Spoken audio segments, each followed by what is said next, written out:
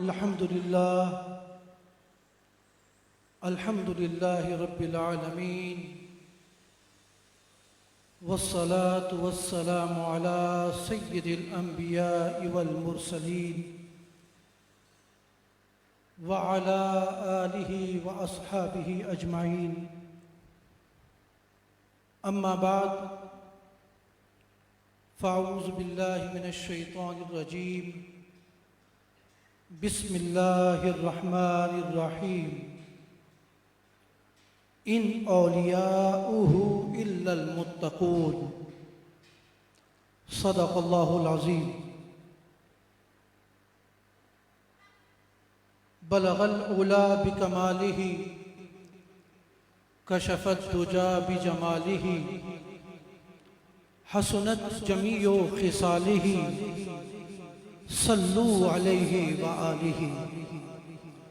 تمام احباب ایک دفعہ مل کر حضور اکرم صلی اللہ علیہ وسلم کی بارگاہ میں ہدیہ درود پاک کا نذرانہ پیش کرتے ہیں. اللہم صلی علی محمد وعلی آل محمد کما صلیت علی ابراہیم وعلی آل ابراہیم انک حمید مجید. محترم و محتشم واجب الاحترام حضرت علامہ حافظ محمد شریف الحسنی، امام و خطیب جامعہ مسجد مبارک، برادر محترم واجب الاحترام حضرت علامہ مولانا محمد ظفر اقبال قادری صاحب زیدہ مجدہ، جناب عارف سلیمان صاحب زیدہ مجدہ، جناب شیخ ظہیر صاحب اور دیگر تمام سامعین ذی احترام، السلام علیکم ورحمۃ اللہ وبرکاتہ. سامعین محترم، سفر کا مہینہ ہے اور اس کا اختتام چل رہا ہے اور ربیع الاول کے مہینے کی آمد ہے. مجھے جب قبلہ علامہ حافظ محمد شریف الحسنی صاحب نے یہ حکم فرمایا کہ جمعے کو تقریر کرنی ہے، تو پہلے کچھ دنوں تک میرا جو موضوع تھا وہ حضور اکرم صلی اللہ علیہ وسلم کے ربیع الاول کے مہینے سے رہا.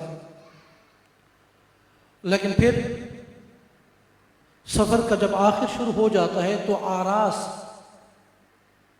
ان کا ایک سلسلہ شروع ہو جاتا ہے. حضور داتا گنج بخش علی حجویری رحمۃ اللہ تعالیٰ علیہ کا عرس ہو چکا. اعلیٰ حضرت امام احمد رضا خان بریلوی رحمۃ اللہ تعالیٰ علیہ کا عرس ہونا ہے 25 کو. پھر 28 کو مجدد الفسانی امام ربانی رحمۃ اللہ تعالیٰ علیہ کا عرس ہونا ہے. پھر 29 صفر کو پیر مہر علی شاہ صاحب رحمۃ اللہ تعالیٰ علیہ کا عرس ہونا ہے. تو پھر موضوع کو تبدیل کیا اور ایک جنرل موضوع اولیاء کرام کے مقام کے حوالے سے میں نے سوچا کہ چاروں آراس ہیں اور چاروں اللہ کے برگزیدہ اور بہت پہنچے ہوئے اللہ کے بزرگ ولی ہیں. سامعین محترم، میں نے جو آیت کریمہ آپ کے سامنے تلاوت کی ہے یہ اپنے شان نزول کے اعتبار سے تو اس کا معنی ایک الگ ہے، لیکن تفسیر کے اصول کے تحت کسی بھی آیت کو اگر شرعی معنی کی خرابی لازم نہ آئے تو کسی دوسرے معنی میں لیا جا سکتا ہے. اس آیت پاک کے اندر اللہ تبارک و تعالی نے فرمایا ان اولیاؤہ الا المتقون. یہ کلمہ حصر ہے. فرما دیا لوگو اللہ کے ولی وہ ہیں جو صرف اور صرف متقی ہوں گے. قرآن کہہ رہا ہے کہ جو متقی ہوگا وہی ولی ہوگا، کوئی غیر متقی اللہ کا ولی نہیں ہو سکتا. اب سمجھنا یہ ہوگا کہ متقی کہتے کسے ہیں۔ متقی کا آسان لفظوں میں جو میں معنی کر دوں، متقی اس کو کہتے ہیں جس کا عقیدہ بھی صحیح ہو، جس کا عمل بھی صحیح ہو۔ عقیدہ یہ ہو کہ نہ اللہ کی ذات کے ساتھ نہ اللہ کی صفات کے ساتھ کسی غیر کو شریک کرے، اس کی توحید ایسی بیان کرے کہ کسی غیر، چاہے وہ نبی ہی کیوں نہ ہو، وہ اس کی نہ ذات میں شریک ہو نہ اس کی صفات میں شریک ہو۔ یہ خدا رب ذوالجلال کی توحید ہے۔ عقیدہ ایسا ہو کہ مخلوق کے اندر تمام انبیاء کرام کو باقی تمام مخلوقات سے افضل مانے، اور امام الانبیاء، تاجدار کائنات، ختم نبوت کے منصب پر فائز، سرور کائنات، تاجدار کائنات، حضور اکرم صلی اللہ علیہ وسلم کو تمام مخلوقات سے بڑھ کر، تمام فرشتوں سے بڑھ کر، تمام انبیاء سے بڑھ کر، سب سے بڑھ کر افضل اور اعلیٰ مانے، اور اس کے مقام کو سمجھنے کی کوشش کرے کہ حضور کا مقام یہ ہے کہ کوئی شخص 70 سال تک کعبۃ اللہ کے سامنے بیٹھ کر کعبے کو دیکھتا رہے، اس کی زیارت کرتا رہے، اور اس کے ساتھ بیٹھ کر، اس کے سامنے بیٹھ کر قرآن پاک کی تلاوت کرتا رہے، نفل نماز پڑھتا رہے، عبادات ساری کرتے رہے، اور مسلسل کعبے کو تکتا رہے۔ مصطفیٰ کا مقام یہ ہے، اور حضور اکرم کا مقام یہ ہے، وہ 70 سال تک کعبے کو دیکھتا رہا۔ وہ وقت کا ولی ہو سکتا ہے، وقت کا ابدال ہو سکتا ہے، وقت کا قطب ہو سکتا ہے، وقت کا غوث ہو سکتا ہے، لیکن وہ شخص جس نے ایمان کی حالت میں صرف ایک لمحے حضور کے مکھڑے کو تک لیا، اس تک اس کا مقام نہیں پہنچ سکتا، کیونکہ یہ غوث تو ہے۔ ارے ساری کائنات مل کر غوث ہو جائے، 6 ارب لوگ سارے ولی بن جائے، لیکن ایک ادنا سے ادنا صحابی کے مقام کو نہیں پہنچ سکتے۔ یہ ہے مقام مصطفیٰ۔ یا رسول اللہ، یہ ہے۔ اور پھر عقیدہ ایسا ہو کہ کسی ادنا صحابی کے بارے میں دل کے اندر کوئی بغض، کوئی حسد، کوئی کینہ نہ ہو، اہل بیت کا بھی احترام کرے اور صحابہ کرام کا بھی احترام کرے، نہ رافضی ہو نہ خارجی ہو، یہ اس کے دل کے اندر عقیدہ ہے تو وہ متقین کی صفات میں سے ہے۔ اور پھر ساتھ ہی ساتھ میں عمل صالح کا پیکر بھی ہو، نیک اعمال بھی کرتا ہو، تو وہ شخص متقی ہوگا۔ یہ میں نے آپ کو ایک آسان سے معنوں کے اندر متقی کی تعریف بتا دی کہ متقی وہ ہے جس کا عقیدہ بھی ٹھیک ہو اور جس کا عمل بھی ٹھیک ہو، اور جس کا عمل ٹھیک ہوگا وہ ایسا نہیں کہ پیر کا بیٹا ہے تو اسے پیر مان لیا جائے، ولی کا بیٹا ہے تو اسے ولی مان لیا جائے، نہیں، وہ خدا کی ذات ہے۔ تخرج الحی من المیت وتخرج المیت من الحی، وہ چاہے تو انبیاء کی اولاد میں کافر پیدا کر سکتا ہے، اور وہ چاہے تو گمراہ لوگوں کی اولاد میں نیک اور اولیاء پیدا کر سکتا ہے۔ لہذا شرائط یہ ہے کہ جو شخص متقی ہوگا وہ ولی ہوگا، اور متقی کے لیے عقیدہ بھی اعلیٰ ہونا چاہیے اور عمل بھی اعلیٰ ہونا چاہیے۔ سامعین محترم، وقت بہت مختصر ہے، میں چند لمحوں کے لیے آپ کے پاس حاضر ہوں اور صرف کچھ باتیں سمجھانے کے لیے آیا ہوں، اور صرف سمجھانے کی بات 2 سے 4 منٹ بعد سمجھنے توجہ سے، اس کے بعد انشاءاللہ میں 1-2 واقعات کے اور مثالوں کے ساتھ آپ کو سب سمجھا دوں گا۔ یہ ہے متقین کی تعریف اور مقام ولی۔ میں آپ سے ایک سوال پوچھتا ہوں، مجھے آپ یہ جواب دیں کہ قرآن پاک سچی کتاب ہے؟ کوئی دلیل آپ کے پاس؟ قرآن سے پوچھا، قرآن تو سچی کتاب، میں مقام اولیاء بتا رہا ہوں، قرآن سے پوچھا، اے قرآن تو سچی کتاب ہے، تیرے سچ ہونے پر کوئی دلیل تو ہو۔ قرآن کہتا ہے، ارے ناداں، تو مجھ سے سچ ہونے کے بارے میں دلیل پوچھتا ہے؟ سپارہ کھول، پہلا پارہ، سورہ بقرہ، الف لام میم، ذالک الکتاب لا ریب فیہ۔ ارے تو جس کتاب کو پڑھ رہا ہے یہ سچی کتاب ہے، دلیل کیا ہے؟ ہدی للمتقین، اگر یہ کتاب سچی نہ ہوتی تو ولی اس سے ہدایت نہ پاتے۔ پتہ چلا قرآن نے دلیل بھی ولی کو بنایا ہے۔ ارے جو ولی کتاب اور جو کتاب ولی بنانے والی ہے وہ سچی نہیں تو اور کیا ہو سکتی ہے؟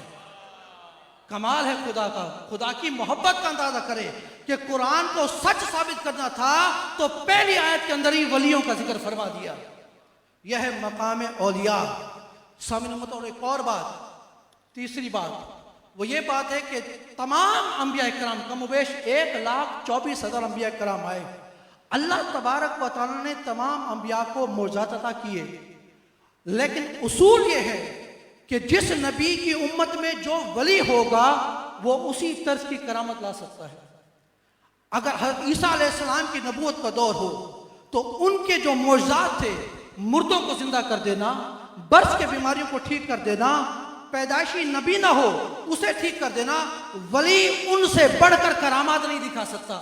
جتنی نبی کے معجزات ہوں گے اس سے ماتحت تو ہو سکتا ہے، اس جیسی کرامات تو دکھا سکتا ہے، اس سے بڑھ نہیں سکتا۔ قرآن گواہ ہے، سورہ یاسین آپ روز تلاوت کرتے ہیں۔ حضرت عیسیٰ علیہ السلام نے شخصوں کو بھیجا، وَاضْرِبْ لَهُمْ مَثَلًا أَصْحَابَ الْقَرْيَةِ، ایک مشرکین کی بستی کی طرف، انطاکیہ کی طرف 3 بندے بھیجے، صادق، مصدوق اور ایک حضرت شمون کو بھیجا۔ بادشاہ نے پوچھا کہ کوئی دلیل ہے کہ حضرت عیسیٰ نے جو تمہیں بھیجا وہ سچے نبی ہے؟ انہیں کہا دلیل پیش کرنے کے لیے ہم حاضر ہیں، آپ بتائیں ہم کیا کریں؟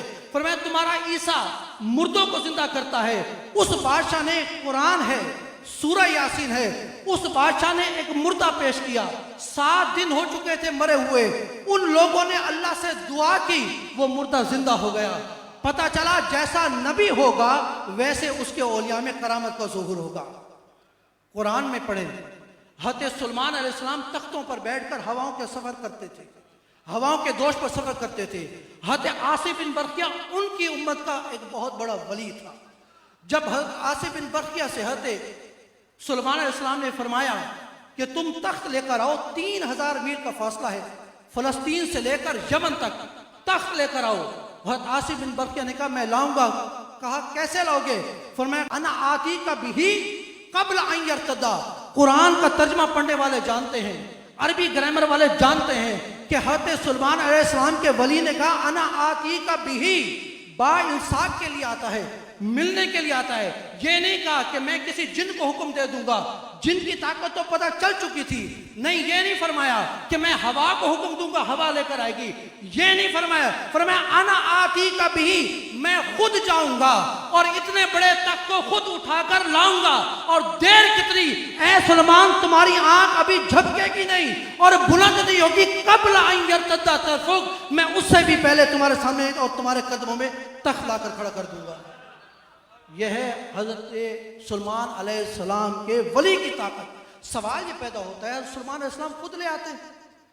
نہیں، حضرت سلیمان علیہ السلام خود لا سکتے تھے، لیکن اپنے ولی کو، اپنے غلام کو حکم اس لیے دیا تاکہ تمام لوگوں کو عقیدہ سمجھ میں آ جائے کہ لوگوں اولیاء سے مدد مانگنا یہ انبیاء کی سنت ہوا کرتی ہے۔ خود حضرت سلیمان علیہ السلام لا سکتے تھے لیکن ولی سے کلوایا تاکہ پتہ چلے کہ 1400 سال بعد کسی کے دماغ میں یہ خرابی نہ آئے کہ ولی کچھ نہیں کر سکتے۔ فرمایا اسی ولی کو، قرآن میں ثابت ہو گیا کہ ولی سے مدد مانگنا انبیاء کی سنت ہے۔ سامعین محترم، آخری بات وہ یہ بات ہے کہ آپ کو پتہ چل چکا کہ جو نبی ہوگا اس کی امت کا ولی اس نبی کے معجزات کی طرح کرامت دکھا سکے گا۔ اب حضور اکرم صلی اللہ علیہ وسلم کی باری آئی، آپ تمام انبیاء کے معجزات کے جامع ہیں، اور اصول یہ ہے جیسا نبی ہوگا ویسی امت میں، اس کی امت کے اندر ویسا ولی اس کا مظہر ہوگا۔ جیسے جیسے وہ معجزات دکھاتا جائے گا ویسی ویسی کرامات اس کے اولیاء کے اندر، ان کے اندر نظر آتی رہیں گی، وہ مظہر ہوں گے۔ پھر میں کیوں نہ کہوں، اگر حضور غوث پاک ہو اور مردہ مرغی سامنے پڑی ہو اور حکم دے کہ مرغی زندہ ہو جائے، ان کی امت کے ولی زندہ کر سکتے ہیں، تو حضور کی امت میں حضور غوث اعظم کیسے نہیں مرغی کو زندہ کر سکتے؟ میں کیسے نہ کہوں کہ خواجہ معین الدین چشتی اجمیری جیسا بزرگ ہو اور پورے دریا کو کوزے میں بند کر کے دکھا دے۔ پھر اللہ تبارک و تعالیٰ کرم یہ فرماتا ہے، مقام یہ فرماتا ہے، کرم یہ فرماتا ہے مہربانی یہ فرماتا ہے کہ ان اولیاء کرام کی محبت لوگوں کے دلوں میں تو ڈالتا ہی ڈالتا ہے، لیکن کرم یہ ہے کہ جبرائیل کو حکم دیتا ہے، بخاری شریف ہے، فرماتا ہے اے جبرائیل انا احب فلانا فاحبہ، اے جبرائیل میں اس بندے سے محبت کرتا ہوں، فرشتوں کو حکم دے دو کہ تم بھی اس سے محبت کرو۔ جس طرح اللہ تعالیٰ محبت کرتا ہے فرشتے اسی طریقے سے محبت کرنے لگ جاتے ہیں۔ ارے قرآن پاک کے اندر ایک آیت ایسی ہے جو اللہ نے فرمایا کہ میں بھی درود پڑھتا ہوں، تم بھی درود پڑھو۔ دو قسم کا امر ہوتا ہے، صرف اللہ یہ کہہ دیتا کہ میں درود پڑھتا ہوں۔ میں آپ کو مثال دیتا ہوں، اگر آپ کو بتا دیا جائے کہ علامہ حافظ محمد شریف الحسینی صاحب یہ وظیفہ پڑھتے ہیں، آپ سارے لوگ ان کے مداح ہیں، آپ لوگوں کو وظیفہ پڑھنے لگ جائیں گے۔ اللہ اتنا کہہ دیتا کہ میں حضور پر درود بھیجتا ہوں، اللہ اتنا کہہ دیتا میں اولیاء سے محبت کرتا ہوں، فرشتے خود بخود محبت کرنے لگ جاتے۔ لیکن اللہ نے فرمایا نہیں، میں ترغیب بھی دیتا ہوں، میں حکم بھی دیتا ہوں۔ ایک درود پاک کے بارے میں، ارے میں خود درود پڑھتا ہوں، تمہیں حکم بھی دیتا ہوں۔ اور اسی طریقے سے ولی کے بارے میں فرمایا ارے میں بھی محبت کرتا ہوں اور تم بھی اس سے محبت کرو۔ پھر ساری مخلوق اس کی مطیع بن جاتی ہے۔ سامعین محترم، حد عطا مقصد کلام کا حاصل، تقریر کا حاصل جو آپ کے سامنے پیش کر رہا ہوں، حد عطا نے ایک کنیز کو خریدا۔ وہ کنیز مشہور تھی کہ پاگل ہے، مشہور تھی۔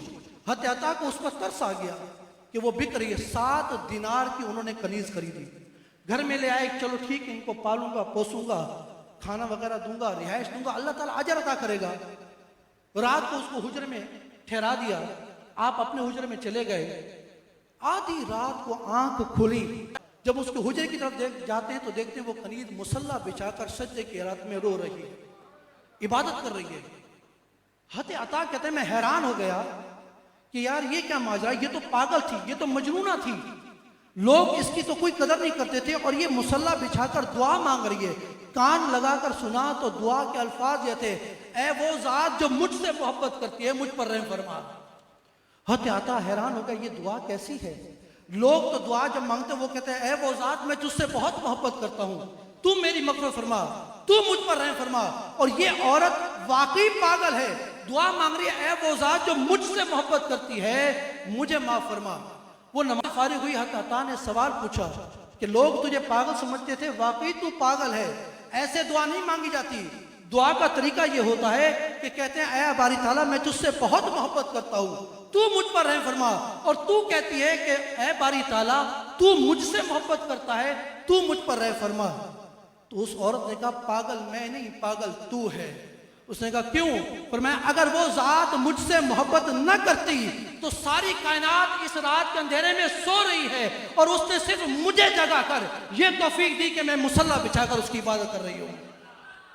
پتہ چلا اللہ کے اولیاء اور اللہ ان لوگوں سے محبت کرتا ہے جو نمازوں کو قضا نہیں کرتے، جو روزوں کو قضا نہیں کرتے، جو زکوٰۃ ادا کرنے سے شرماتے نہیں ہیں، جو صدقات ادا کرتے ہیں۔ جس سے اللہ محبت کرتا ہے اس کو اندازہ لگانا ہے اپنی ذات سے تو وہ دیکھے اللہ مجھ سے محبت کتنی کرتا ہے، جتنا عبادت میں خلوص ہوگا اندازہ کر لے کہ اللہ تعالیٰ مجھ سے اتنی محبت کرتا ہے۔ اللہ تبارک و تعالیٰ ہمیں اپنی محبت، سچی محبت کرنے کی توفیق عطا فرمائے۔ اللہ تبارک و تعالیٰ ہم سب کے احوال پر کرم فرمائے۔ وما علیہ الا البلاغ۔